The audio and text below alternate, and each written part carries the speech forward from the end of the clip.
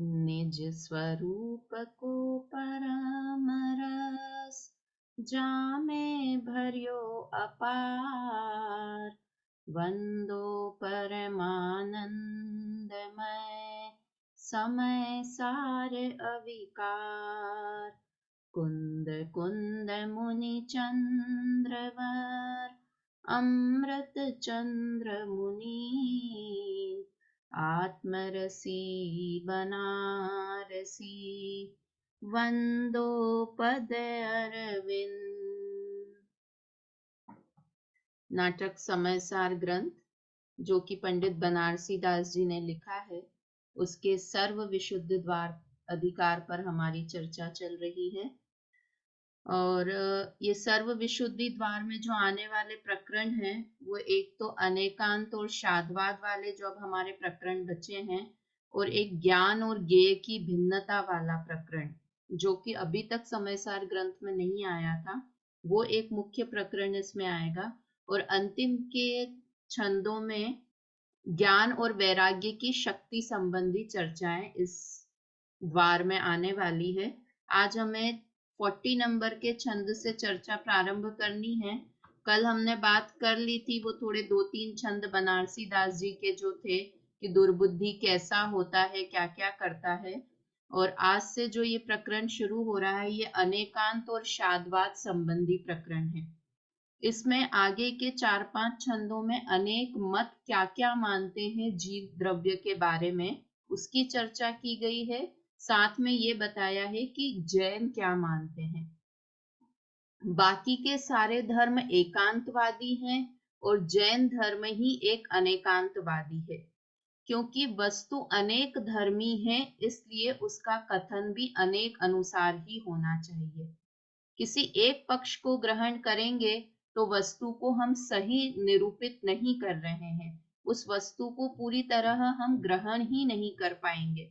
चाहे वो आत्म वस्तु हो या पुद्गल द्रव्य हो या कोई भी द्रव्य हो, किंतु उसे सर्वांग जानेंगे तो ही उसके बारे में सही निष्कर्ष निकाल पाएंगे।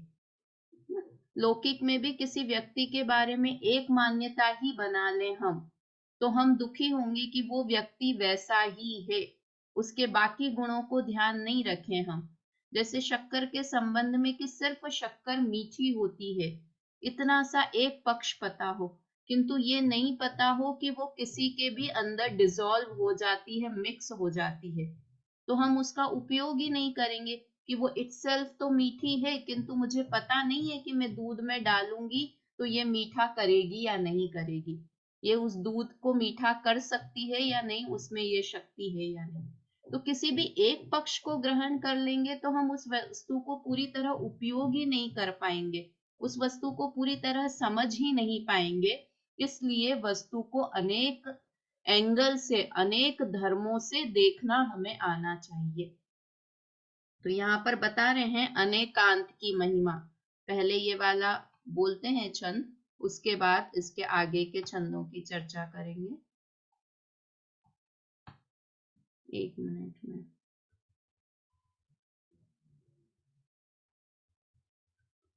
केहि कहे जीव छन भंगुर, केहि कहे करम करतार। केई करम रहित नित जपहि, नय अनंत नाना परकार। जे एकांत गहे ते मूरख, पंडित अनेकांत पखधार। जैसे भिन्न भिन्न मुक्ताहल, गुण सो गहत कहावे हार। देखो क्या लिखा, अनेकांत। केई कहे जीव क्षण भंगुर, कई मत वाले, अनेकों मत वाले कहते हैं कि जीव क्षण भंगुर है, नाशवान है, क्षणिक है। केई कहे कर्म करतार, कई दर्शन कहते हैं कि जीव कर्मों को करने वाला है।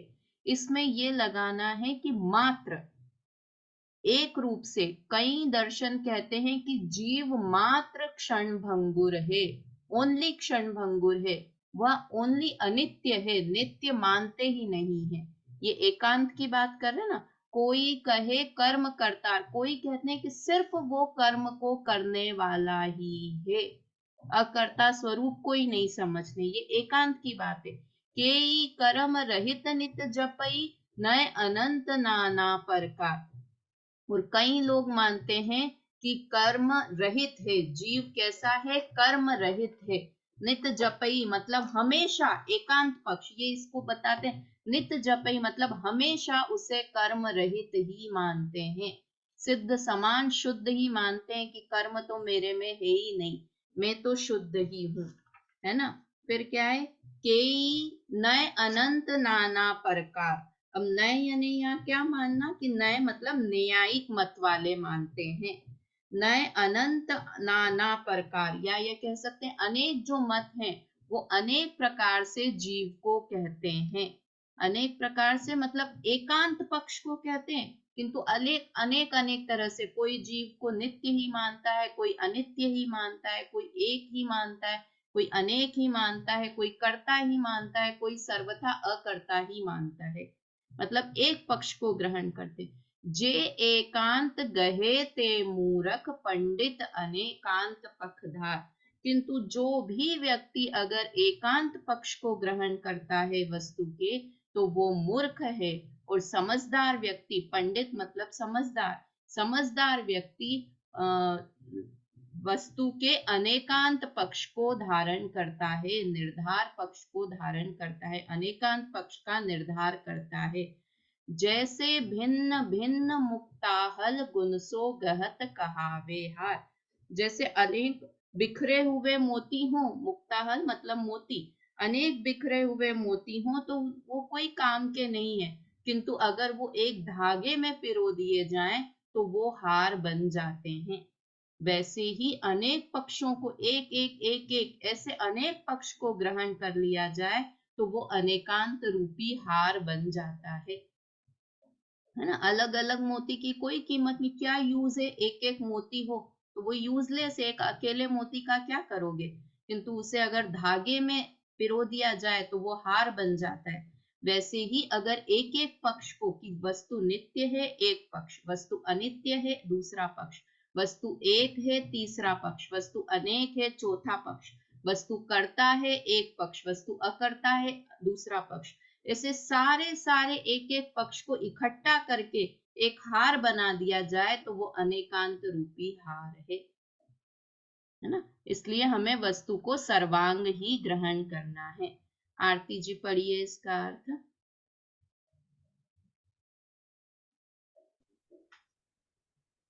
बोधमती जीवों को अनित्य ही कहते हैं। मीमांसक मत वाले जीव को कर्म का कर्ता ही कहते हैं। सांख्यमती जीव को कर्म रहित ही कहते हैं। ऐसे अनेक मत वाले एक एक धर्म को ग्रहण करके अनेक प्रकार का कहते हैं, पर जो एकांत ग्रहण करते हैं वे मूर्ख हैं। विद्वान लोग अनेकांत को स्वीकार करते हैं। जिस प्रकार मोती जुदा जुदा होते हैं पर सूत में गूंथने से हार बन जाता है, उसी प्रकार अनेकांत से पदार्थ की सिद्धि होती है। और जिस प्रकार जुदा जुदा मोती हार का काम नहीं कर देते, उसी प्रकार एक नए से पदार्थ का स्वरूप स्पष्ट नहीं होता, बल्कि विपरीत हो जाता है। हाँ, ये अपन अनेक उदाहरणों से बात कर भी चुके हैं कि जैसे बच्चा है, बच्चा सिर्फ कहे ये तो मेरी मम्मी ही है, कोई कहे ये मेरी चाची है, तो वो मानने को तैयार नहीं है। तो वो बच्चा कैसा है, नादान है, मूर्ख है, समझता नहीं है उस महिला के अनेक रूप को। ऐसे ही अगर जो जीव के एक पक्ष को ग्रहण कर लेता है कि वस्तु ऐसी ही है, जीव पदार्थ ऐसा ही है, तो वो मूर्ख है। समझदार अनेक पक्षों को ग्रहण करते हैं। यहाँ पर ये अभी आगे के छंदों में नाम भी आ रहे हैं, कौन से मत वाले क्या मानते हैं, तो अपन एक एक मत का नाम और वो क्या मानते हैं और जैन धर्म वाले क्या मानते हैं इस पे चर्चा आगे करेंगे। सुनीता आंटी ध्यान होगा, अपन ने पहले पेपर में दिया भी था एक एक मत के हाँ, अलग अलग नाम, और फिर वो क्या मानते हैं और जैन मत वाले क्या मानते हैं, उस पे पेपर में अभी कराया भी था आपने। हाँ, हाँ पेपर में कराया कराया था। है ना। तो एक बार अपन इस पे ये छंद पढ़ के आगे के छंदों में नाम भी हैं सारे मतों के, उस पे चर्चा करेंगे। भाभी यथा, वो पेपर वापस आप भेज सकते हैं क्या? हाँ मैं स्कैन करके भेज दूंगी, ग्रुप पे भेज दूंगी जी। मैं। यथा सूत संग्रह बिना मुकत माल नहीं होय, तथा शादवादी बिना मोख न साधे कोई। जैसे सूत में डाले बिना मोतियों का हार नहीं बन सकता, उसी तरह शादवाद के बिना कोई भी मोक्ष नहीं साध सकता। मोख न साधे कोई, हार बन ही नहीं सकता जब तक आप मोतियों को इकट्ठा नहीं करोगे, एक धागे में नहीं डालोगे तो हार नहीं बन सकता। वैसे ही आप अनेक पक्षों को इकट्ठा नहीं करोगे तो आप मोक्ष नहीं साध सकते हो। लौकिक मार्ग भी यही है और अलौकिक मार्ग भी यही है। अगर मोक्ष में जाना है तो जीव तत्व को शादवाद से देखना है, और अगर जनरल जगह पे रहना है, संसार में रहना है, तो भी आप अगर अनेक पक्ष को जानोगे तो ही आप सुखी रहोगे। देखो है ना, सबसे ज्यादा झगड़े क्यों होते हैं, मैं ऐसे ही ये जब पढ़ रही थी तो ऐसे विचार आया कि जैसे होता है ना कि हस्बैंड वाइफ में, सब घरों में नहीं होता किंतु किसी किसी घर में होता है ना, वाइफ क्या समझती है कि सिर्फ मेरा ही हस्बैंड है, उसकी माँ उसे अपना कहे ना, ये महिलाओं में एक ये वाली विकृति होती है कि वो चाहती है सिर्फ मेरा ही रहे और किसी का नहीं हो। वो अगर हस्बैंड बहन की तरफ ध्यान देता है तो उसे अच्छा नहीं लगता, माँ की तरफ ध्यान देता है तो अच्छा नहीं लगता, बच्चों की तरफ ध्यान दे उसे क्या लगता है बस मेरा ही हस्बैंड है। किंतु वो अगर माँ के पक्ष से देखेगी तो कि अरे उसका भी बेटा है, बहन के पक्ष से देखेगी उसका भी भाई है, उसके प्रति भी उसका कुछ कर्तव्य है, अगर ये मानेगी तो वो अपनी घर गृहस्थी अच्छे से चला सकती है।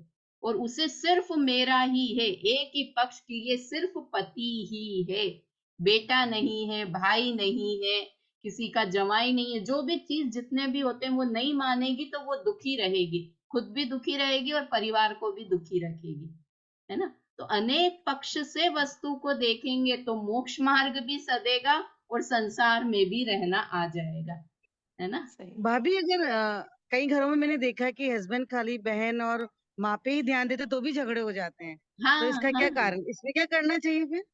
नहीं वो तो यही तो मैं कह रही हूँ कि सिर्फ उस पे तो वो भी मतलब वो हस्बैंड का गलत पक्ष है कि वो पत्नी वाले पक्ष से देख ही नहीं रहा है, हाँ हस्बैंड हाँ, भी कई बार सारे मैंने पक्ष। कई हाँ घरों को टूटते हुए इसी वजह से देखा है कि शादी के बाद हस्बैंड केवल अपनी माँ बहन का ही कर रहा है, बीवी का कोई मतलब ही नहीं है, हाँ तो ये भी हाँ झगड़े का ही हो जाता है। हाँ, मतलब वो तो मैं दोनों ही तरफ से कह रही हूँ, अगर पत्नी हम्म, भी ऐसा माने और हस्बैंड भी, मतलब अपन तो ये बात कर रहे हैं कि अनेकांत तरीके से कि हर पक्ष को देखे, पति भी हर पक्ष को हाँ, देखे कि मैं, ये मेरी पत्नी भी है, मेरी बहन भी है, कोई मेरी माँ भी है, उनके प्रति भी ज्यादा मेरा सही। कर्तव्य है।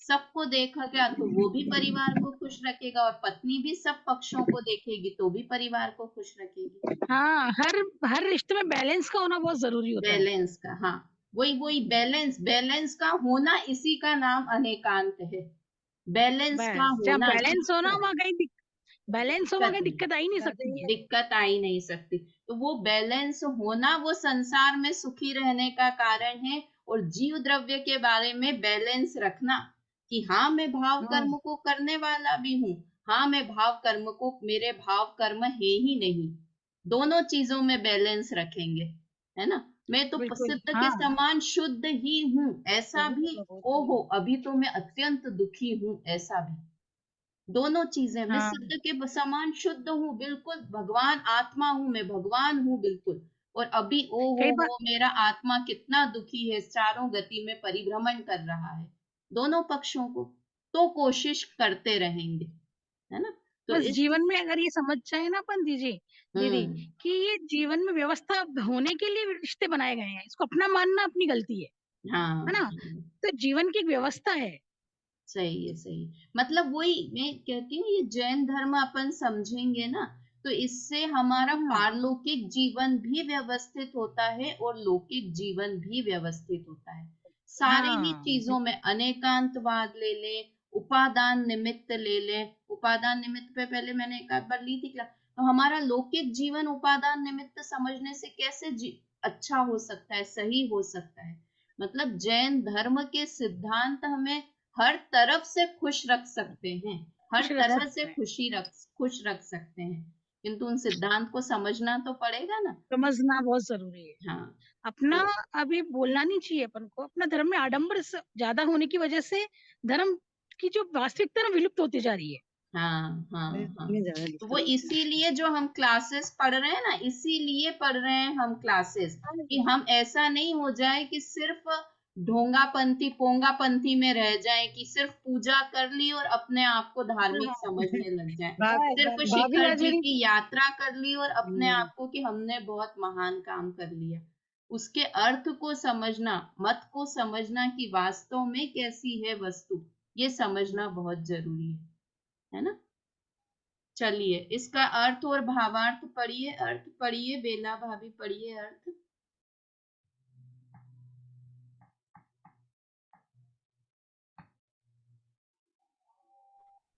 कोई कहता है कि जो कुछ होता है वो स्वभाव होने से अर्थात प्रकृति से होता है। कोई कहता है कि जो कुछ होता है नहीं नहीं, ये 41 नंबर का अर्थ पढ़ना है। हाँ ये तो बहुत छोटा है। हाँ हाँ 41 नंबर वाला पढ़ना है। जैसे सूत्र में पोए बिना मोतियों की माला नहीं बनती, वैसे ही स्वादवादी के बिना कोई मोक्ष मार्ग नहीं साध सकता। हाँ है ना। तो ये यहाँ पर एक उदाहरण से दिया। वापस से बात करते हैं, अभी आगे जो मुख्य चर्चा आएगी आगे के छंदों से आएगी। वापस 42 नंबर का दोहा बोलते हैं। पद स्वभाव पूरब उदय, निश्चय उद्यम काल, पक्षपात मिथ्यात पद, सर्वंगी शिव चाल। क्या चीजें बताइए, किसी को 2 लाइन पढ़ के समझ आ रही है? 5 समवाय के नाम बताएं इसमें। 1 लाइन में 5 समवाय बता दिए। 5 समवाय किसे कहते हैं पहले वो देखते हैं। 5 समवाय यानी कोई भी कार्य होता है तो उसमें ये 5 चीजें उपस्थित होंगी तो ही कोई कार्य होगा। कोई भी कार्य हो, मोक्ष जाने का कार्य हो, खाना बनाने का कार्य हो, सोने का कार्य, कोई भी एग्जाम में पास होने का कार्य हो, अगर ये 5 चीजें इकट्ठी होती हैं तो ही कोई कार्य होता है। कौन कौन सी 5 चीजें हैं? देखो इस पे नाम लिख रखे हैं। स्वभाव, पुरुषार्थ, होनहार, निमित्त और काल। हाँ आ गए, 5 के नाम दिख रहे हैं इसमें, हाँ है ना। पद, पद स्वभाव, पद मतलब वस्तु, वस्तु का स्वभाव। पद स्वभाव मतलब पदार्थ का स्वभाव, पहला समवाय स्वभाव। दूसरा पूर्व उदय, पूर्व कर्म का उदय, है ना, इसे निमित्त कहते हैं। पूर्व कर्म का उदय, पहला समवाय हुआ स्वभाव, दूसरा हुआ पूर्व कर्म का उदय। तीसरा है निश्चय उद्यम काल, तीसरा है पुरुषार्थ, उद्यम मतलब पुरुषार्थ, और निश्चय काल मतलब भवितव्यता या काल लब्धि जिसे कहते हैं, है ना। हो गए 5 हो गए। निश्चय को यहाँ पर एक और दिया है, निश्चय काफी का, जूम हुआ हुआ है ये, हाँ जूम हुआ हुआ स्क्रीन। अच्छा 1 मिनट, अब हो गया। हाँ ठीक है। हाँ तो ये 5 चीजें यहाँ पर दी हुई है। फिर से एक बार बोलते हैं। पहला स्वभाव, दूसरा निमित्त, पूर्व कर्म का उदय मतलब निमित्त, और निश्चय मतलब नियति मानो, काल लब्धि, है ना। फिर उद्यम मतलब पुरुषार्थ, और काल मतलब काल लब्धि, है ना। तो ये 5 तरह के समवाय होते हैं तो ही कोई कार्य सिद्ध होता है। फिर से एक बार नाम बोलूं मैं। स्वभाव, पुरुषार्थ, होनहार, काल लब्धि और निमित्त, ये 5 समवाय होते हैं तो ही कोई कार्य होता है। पक्षपात मिथ्यात्व पद सर्वंगी शिवचाल। किंतु किसी एक चीज का पक्षपात करना कि इससे ही कार्य की सिद्धि होती है, यह मिथ्यात्व है। और सर्वंगी शिवचाल, किंतु अनेक पक्षों को ग्रहण करना, अनेक रूप से वस्तु को देखना, उससे ही मोक्ष होता है। मोक्ष होता है यानी मोक्ष की प्राप्ति होती है। और अगर हम कार्य परीक्षा में पास होना है, ये इस कार्य रूपी मोक्ष की प्राप्ति होती है। खाना बनाने रूप कार्य होना, ये ही मोक्ष प्राप्ति का मतलब। अगर हमें खाना बनाना है तो ये पांचों चीजें मिलेंगी तो ही हमारा खाना बनेगा। ये पांचों चीजें मिलेंगी तो ही हम परीक्षा में पास होंगे, है ना। हाँ, तो भाभी बोलते हैं ना कि कोई भी कार्य होने में 6 द्रव्यों का कार्य होता है, तो 6 द्रव्य और 5 समवाय ये मिलके कार्य होता है। नहीं, 6 द्रव्य तो एक अलग चीज, पांचों समवाय यानी इनका इकट्ठा होना। इनको तो 6 द्रव्य को इकट्ठा करना नहीं पड़ता है, मतलब धर्म अधर्म आकाश ये तो उपस्थित हैं ही। 6 द्रव्य अलग चीज हुई। द्रव्य कहते हैं वस्तु को, कोई वस्तु। जैसे अपन बोलते हैं ना, द्रव्य मतलब थिंग हुआ, कि ये एक पेंसिल क्या है, ये एक द्रव्य है। जिसकी सत्ता होती है उसे द्रव्य कहते हैं। आकाश नाम का एक द्रव्य है, हमें आंख से दिखाई नहीं देता है। धर्म नाम का एक द्रव्य है जो चलने में सहायक होता है, निमित्त होता है जीव और पुद्गल को। वो एक वस्तु है, भले हमें आंख से दिखाई नहीं दे, किंतु वो एक वस्तु है। तो द्रव्य एकदम अलग बात होती है। और समवाय मतलब यहाँ पर इकट्ठा 5 चीजें मिलती हैं तब कोई कार्य होता है। जैसे अपन यहाँ पर एग्जाम में पास होने वाला एक उदाहरण देखते हैं तो उससे समझ में आएगा। पहला है स्वभाव, है ना। पास कौन हो सकता है, कि जिसमें ज्ञान होगा वो ही पास हो सकता है। ये पेंसिल तो एग्जाम दे नहीं सकती और ये एग्जाम में पास हो नहीं सकती। तो जिसका स्वभाव जानने का होगा वो ही एग्जाम देगा और वो ही पास होगा। मतलब जीव द्रव्य हुआ, वो हो गया स्वभाव। ठीक है। दूसरा है पूर्व कर्म का उदय, इसे कहते हैं निमित्त। कि अगर मैं कितनी भी मेहनत कर लूं, किंतु अगर मेरे उदय में पाप होना है तो वो फेल होना है तो वो फेल ही होगा। भगवान भी उतर के आ जाए तो उसे पास नहीं कर सकते, क्योंकि पूर्व कर्म का उदय है। जैसे महावीर भगवान के शेर की पर्याय में सम्यक दर्शन होना लिखा था, तो उनके लिए निमित्त आकाश से उतर के आ गए। क्या मतलब, घने जंगल में कहाँ चांसेस था कि कोई उस शेर को उपदेश देने के लिए आ जाए। तो इसका मतलब निमित्त मिल गया। जब कार्य होने वाला होता है तो तदनुसार निमित्त आकाश से उतर के भी आ जाता है। समझ में आया। तो दूसरी चीज हुई निमित्त। ये पूर्व कर्म का उदय भी निमित्त है, और ऐसे बहुत सारे निमित्त होते हैं ना।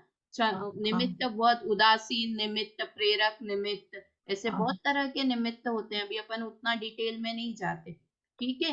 पहला स्वभाव, दूसरा पूर्व कर्म का उदय, तीसरा है काल होनहार। इसे नीचे लिखा है ना, मतलब होनहार, ये होने वाला था इसीलिए वो कार्य होता है। चौथा है उद्यम। उद्यम मतलब पुरुषार्थ। अगर जीव पुरुषार्थ करे ही नहीं, पढ़ने का कोई बच्चा क्या कहे कि मेरे में तो ज्ञान है और मेरे अगर पास होने का उदय होगा तो मैं पास हो जाऊंगा, इसलिए मैं पुरुषार्थ ही नहीं करूं, तो भी कार्य की सिद्धि नहीं होगी, है ना। और पांचवा है काल लब्धि, कि तदनुसार अपने आप उस समय ऐसा होने का योग्य कार्य होने की लब्धि आ गई है, काल हो गया है। काल लब्धि यानी काल की मुख्यता से कथन करना। तो काल लब्धि आ गई है तो फिर वो कार्य होगा ही होगा। जैसे किसी की मृत्यु हो जाती है ना, तो बोलते हैं अरे कुछ भी नहीं था, अच्छा खासा बैठे हुए थे, अचानक से काल ही आ गया तो बस बैठे बैठे ही गुड़क गए। किसी ने कुछ नहीं किया, कोई निमित्त नहीं आया, कुछ भी नहीं हुआ, ऐसे लगता है कि कुछ नहीं, किंतु कुछ ना कुछ निमित्त जरूर बना होगा। तो ये काल लब्धि, तो इस तरह से ये 5 चीजें होती है तो ही कोई कार्य होता है ना। किंतु जो मिथ्यात्वी जीव है, एक पक्ष को ग्रहण करने वाला जीव है, पक्षपाती जीव है, वो क्या कहता है कि मैं तो एक के भरोसे ही काम हो जाएगा। जैसे कोई बच्चा सोचे कि मैं तो सिर्फ ट्यूशन चला जाता हूं ना, मुझे सर पास कर देंगे, निमित्त के भरोसे रहे कि मैं सर के बस मैं तो सर की पूजा पाठ कर लूं और मैं एग्जाम में पास हो जाऊंगा। तो वो बच्चा कभी पास हो पाएगा नहीं। क्या उसने एक पक्ष ग्रहण कर लिया कि बस सर का उपकार होगा तो मैं पास हो जाऊंगा, तो वो कभी भी पास होने वाला नहीं है, क्योंकि एक पक्ष को ग्रहण कर लिया। कोई बच्चा सोचे कि मैं तो सर की तो इंसल्ट करता रहता हूँ, मैं खूब पढ़ाई करूंगा तो मैं पास हो जाऊंगा, लिखने की मेहनत भी क्यों करूं, बस मैं पढ़ाई करता रहूं तो मैं पास हो जाऊंगा, तो कहेंगे कि वो भी पास होने वाला नहीं है।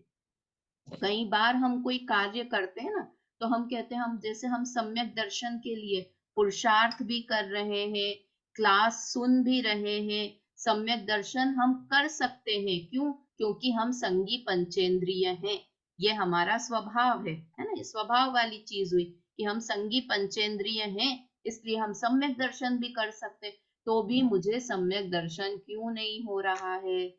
सुनीता काल आंटी लब्धि इतने दिन से स्वाध्याय कर रहे हैं, क्यों नहीं हो रहा है सम्यक दर्शन?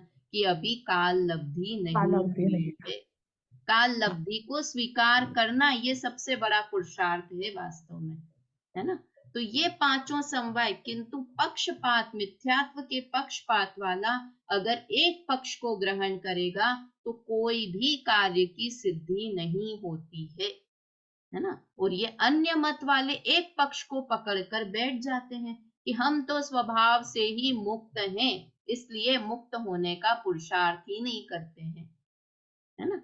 एक पक्ष को ग्रहण कर लेते हैं, इसलिए कोई भी कार्य सिद्ध नहीं होता। सर्वंगी शिवचाल, किंतु अगर मोक्ष प्राप्त करना है, कोई कार्य की सिद्धि करनी है, तो उसमें ये सारी चीजों का होना अनिवार्य है ना।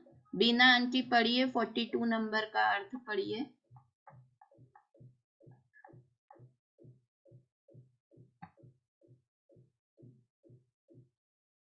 बीना आंटी अनमोल नहीं किया। चलिए ज्योति भाभी पढ़िए इसका अर्थ। हाँ, कोई पदार्थ हाँ के चलिए स्वभाव बीना, ही को, हाँ बीना आंटी ने अनम्यूट कर लिया। हाँ ज्योति जी एक बार पढ़ लें कोई आप। प्रभाव के स्वभाव ही को, कोई पूर्व कर्म के उदय ही को, और कोई निश्चय मात्र को, कोई पुरुषार्थ को, और कोई काल ही को मानते हैं। पर एक ही पक्ष का हट ग्रहण करना मिथ्यात्व है और अपेक्षित सभी को स्वीकार करना सत्यार्थ है। हाँ पढ़िए ज्योति जी, भावार्थ पढ़िए। हाँ, भावार्थ, कोई कहता है कि जो कुछ होता है सो स्वभाव नेचुरल ही से अर्थात प्रकृति से होता है। कोई कहते हैं कि जो कुछ होता है वह तकदीर से होता है। कोई कहते हैं कि एक ब्रह्मा ही है, ना कुछ नष्ट होता है ना कुछ उत्पन्न होता है। कोई कहते हैं कि तदबीर ही प्रधान है। कोई कहते हैं कि कुछ करता है सो काल ही करता है। परंतु इन 5 में से एक किसी को मानना, शेष 4 का अभाव करना एकांत है। हाँ है ना। तो इस तरह से ये बात हुई कि कोई भी यहाँ पर एक चीज और एकांत अनेकांत का, जैसे अपन अभी तक तो ये पढ़ रहे थे ना कि कर्ता मानना अकर्ता मानना, तो जो एकांत वाला होता है वो हर चीज में एकांत को ग्रहण करता है, हर चीज में। तो वो मोक्ष प्राप्ति के लिए भी कोई एक चीज को मानता है। देखो ये एक को मानना और बाकी को गौण करना, इसके बारे में हम थोड़ी सी बात करते हैं कि जैन धर्म कैसा है कि सब चीजों को मानता है, सब पक्ष को मानता है, किंतु जब हम एक के बारे में बात करते हैं तो अन्य को गौण कर देते हैं। गौण करना मतलब समझ में आता है? गौण करना मतलब वो है तो सही, किंतु उसकी ओर ध्यान नहीं देना, है ना। जब जैसे हम सम्यक दर्शन का पुरुषार्थ करने के लिए बैठे, तो हम आत्मा शुद्ध ही है ऐसा देखेंगे। तो आप कहोगे कि क्यों आत्मा उस समय अशुद्ध नहीं है? अभी मेरी पर्याय में तो विकार है ना, तो मैं अशुद्धता को नहीं देखूं कि है तो, किंतु उस तरफ ध्यान मत दो। एक को मुख्य बाकी को गौण करना, इसका नाम अनेकांत है। और एकांत में क्या करते हैं? एक को मानना और बाकी सबका नाश ही मान लेना, वो एकांत है। समझ में आता है ज्योति भाभी क्या कह रही हूं मैं? बेला हाँ, भाभी वो समझ में आ रहा है ना? अवक्तव्य जैसे हो गया, हाँ जैसे अवक्तव्य और वक्तव्य जैसे हाँ, बोलते हैं ना। वक्तव्य और अवक्तव्य मतलब जो हम जिसके बारे में बात बोलने में भी ऐसा ही होगा, और उस समय हमें मानना, ये दिमाग में ये चीज जरूर होनी चाहिए कि इस वस्तु के दूसरे पक्ष भी हैं।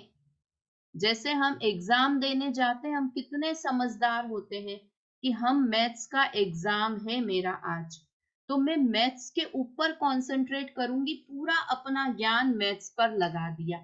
किंतु जो मैंने पूरे साल भर फिजिक्स का पढ़ा है, क्या मैं उसको पूरा भूल जाऊंगी? वो फिजिक्स का ज्ञान मेरे बैक ऑफ माइंड पड़ा हुआ है, किंतु मैं उस ज्ञान को अभी उपयोग में नहीं ले रही हूँ। उसको मैंने फिजिक्स के ज्ञान को गौण करके रख दिया है, उसकी तरफ ध्यान नहीं है। अभी मेरा पूरा ध्यान किसकी तरफ है? मैथ्स की तरफ, मैथ्स की तरफ, मैथ्स की तरफ, है ना। तो मैं मैथ्स में बहुत अच्छे नंबर से पास हो जाऊंगी। और अगर मैंने ऐसे कर दिया कि मैथ्स की तरफ ध्यान दे रही हूँ और बाकी फिजिक्स का ज्ञान निकाल ही दिया, फिजिक्स मतलब निकालना हमारे हाथ में नहीं, किंतु उदाहरण समझने की कोशिश करना कि फिजिक्स कुछ है ही नहीं, तो पूरा साल भर का पढ़ा हुआ भी हम भूल जाए, खत्म, फिजिक्स कुछ है ही नहीं, जो भी है बस वो मैथ्स ही है, तो कभी भी काम नहीं होगा। मतलब हम जब मैथ्स का पढ़ रहे हैं तो पूरी तरह से मैथ्स ही पढ़ रहे हैं। बाकी के 5 subjects, physics, chemistry, English, Hindi, bio, वो सब कैसे हैं? गौण रूप में पढ़े हुए हैं। हमको ध्यान एक पर ही देना है। इसलिए जब हम पूजा करते हैं, बेला भाभी, बीना आंटी, जब हम पूजा करते हैं तो हमारा कौन सा पक्ष मुख्य होता है? कि अरे भगवान ही सब सर्वोत्कृष्ट हैं, बाकी कुछ भी नहीं है, भगवान ही सर्वोत्कृष्ट है ना। आप ही मेरे मुझे सुखी करने वाले हैं, आप ही मेरे आदर्श हैं, आप ही सब कुछ है, मेरा तन मन धन सब आप पर समर्पित है। ये किस समय हम सोच रहे हैं? जब हम पूजा कर रहे हैं, है ना। किंतु उस बात को हम नहीं भूल रहे हैं कि भगवान से भी सर्वोत्कृष्ट मैं आत्म तत्व हूं। ज्ञानी जब पूजा करेंगे तो इस चीज को दिमाग में रखेंगे कि ये तो है, ये अभी भक्ति कर रहा हूं तो उस समय ये चीज मुख्य हो रही है, किंतु गौण रूप में क्या है कि मैं आत्म तत्व हूं, मेरा उद्धार मेरे ही द्वारा होगा। भगवान की आत्मा का ध्यान करके मुझे मोक्ष नहीं मिलेगा, अपनी आत्मा का ध्यान करके ही मुझे मोक्ष मिलेगा, है ना। बीना आंटी समझ में आ रही है ना बात? तो दोनों चीजें ध्यान में होंगी। अब जब हम आत्मा का ध्यान करेंगे तब हम सोचे अरे भगवान तो सब कुछ है, भगवान नहीं होंगे तो मैं कैसे तिर सकता हूँ, भगवान की आत्मा महान है, मैं तो कुछ नहीं हूँ, तो भी हमें सम्यक दर्शन की प्राप्ति नहीं होगी। मतलब ये मुख्यता और गौणता करना ये बहुत जरूरी है। जितने हम ग्रंथ पढ़ते हैं, चरणानी योग पढ़ रहे हैं, तो हमें पता होना चाहिए कि अभी किस चीज को मुख्य कर रहे हैं आचार्य, कि मेरे माध्यम से किसी की हिंसा नहीं हो जाए, इस चीज को मुख्य कर रहे हैं, चरणानी योग पढ़ रहे हैं तब। अब अगर हम समय सार पढ़ रहे हैं तो वहां पर क्या लिखा रहेगा कि मैं तो किसी को मार सकता ही नहीं हूँ, एक द्रव्य दूसरे द्रव्य को बचा सकता नहीं है, मार सकता नहीं है, तो वहां पर किस पक्ष को मुख्य कर रहे हैं कि आत्मा अकर्ता है, आत्मा पर द्रव्य का कर्ता ही नहीं है, वहां अकर्ता स्वभाव मुख्य हो रहा है। और जब चरणानी योग पढ़ रहे हैं तो आत्मा का कर्ता स्वभाव मुख्य हो रहा है। समझ में आती है ना बात? तो अगर ये हम अनेकांत को समझेंगे, शादवाद को समझेंगे, इसीलिए यही जैन धर्म की खासियत है कि वो अनेकांत के तरीके से वस्तु को शादवाद के तरीके से देखता है, तो वस्तु को सही देखता है। और ये अन्य मत वाले हैं, ये सिर्फ एक ही पक्ष को मानते हैं, बाकी को गौण नहीं करते हैं, बाकी को नष्ट ही कर देते हैं। एक पक्ष को ही मानते हैं और बाकी को कुछ। भगवान के भरोसे हैं तो मैंने तेरे ही भरोसे पारसनाथ भंवर में नैया डार दई। सिर्फ एक ही पक्ष की भगवान ही सब कुछ करने वाले हैं, ऐसा मान के तो अब कब मुक्ति होगी उन जीवों को? कभी नहीं होगी, है ना। आत्मा को कर्ता अकर्ता ये अपने आगे अभी चलेंगे, जो प्रकरण के हिसाब से है वो वाले छंद अभी आगे चलेंगे। तो इस तरह से अभी तो हमने यहाँ पर इसी बारे में बात की। यहाँ पर अगला छंद में शुरू नहीं करना चाह रही हूँ क्योंकि 2-4 मिनट ही बचे हैं। तो अब ये जो अगले छंद, 6 मत वालों का जीव पदार्थ पर विचार, यहाँ से अभी हम हमारा प्रकरण पढ़ेंगे। तो आप पहले आज का होमवर्क देख लो। 6 मत के नाम याद करने हैं। मत के नाम आप लिख लीजिए, कौन कौन से मत होते हैं। वैसे 6-8 बहुत तरह के मत होते हैं, किंतु यहाँ पर मुख्य रूप से हम किन मतों की बात करने वाले हैं, ये नाम याद रहेंगे तो हम आगे के छंद अच्छे से पढ़ पाएंगे। पहला मत होता है वेदांत मत, है ना, वेदांत। दूसरा मीमांसक। वेदांत सबके नाम आप लोगों ने सुन रखे होंगे कभी ना कभी, किंतु अपन ये याद रखेंगे तो अच्छे से समझ पाएंगे। वेदांत, मीमांसक। तीसरा है वैशेषिक। वैशेषिक को शैव मत भी बोलते हैं। भाभी एक बार वापस बोल दीजिए ना, नेटवर्क प्रॉब्लम हो गई थी। हाँ, वेदांत मत पहला, दूसरा मीमांसक, तीसरा वैशेषिक। वैशेषिक को शैव मत भी बोलते हैं, वैशेषिक मत। चौथा बौद्ध, पांचवा न्यायिक, छठा सांख्य। ये 6 मत के बारे में यहाँ पर ये लिखा है ना, 6 मत वालों का जीव पदार्थ पर विचार। इसमें तो जैन मत और 7वां याद रख लीजिए, जैन मत जो अनेकांतवादी है। ये 6 मत हैं, ये एकांतवादी हैं। एक बार फिर से नाम बोलती हूँ, वेदांत, मीमांसक, वैशेषिक, बौद्ध, न्यायिक और सांख्य, है ना। देखो अभी इसके बारे में मैं थोड़ा बेसिक अपन पढ़ेंगे। वास्तव में क्या है कि बहुत डिटेल में पढ़ने में तो कुछ वो नहीं है, सबकी इंटरेस्ट की बात होती है कि किसी को ये मत, जैसे टोडरमल जी ने लिखा है ना 5वां अधिकार पूरा का पूरा, 5वां अध्याय अन्य मत मीमांसा के नाम से लिखा, तो उन्होंने बहुत डिटेल में भी लिखा। अपन यहाँ पर शॉर्ट में पढ़ेंगे क्योंकि ये अपनी रुचि, मुझे बहुत इंटरेस्ट नहीं आता है कि अन्य मत वाले क्या कहते हैं। सबकी रुचि की बात है, किसी को इस तरह